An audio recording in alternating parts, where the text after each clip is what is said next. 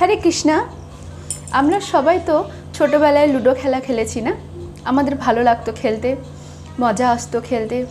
জানো তো, এই লুডো খেলা থেকেও একটা শিক্ষা পাওয়া যায়।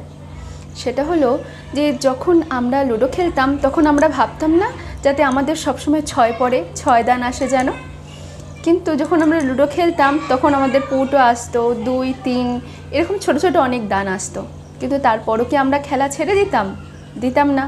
আমরা খেলতে যেতাম, ওই ছোট ছোট দান দিয়েই আমরা এগিয়ে এগিয়ে যেতাম। ঠিক এইভাবেই জীবনে আমাদের সবারই একটা বড় স্বপ্ন থাকে, কিন্তু ওই বড় স্বপ্নতে পৌঁছাতে গেলে আমাদের জীবনে যে ছোট ছোট সুযোগগুলো আসে সেগুলোকে কখনো হাতছাড়া করতে নেই, সেগুলোকে সাথে নিয়ে জীবনে এগিয়ে যেতে হয়। ওই ছোট ছোট সুযোগের হাত ধরেই আমরা আমাদের বড় স্বপ্নকে পূরণ করতে পারবো। হরে কৃষ্ণা, রাধে রাধে।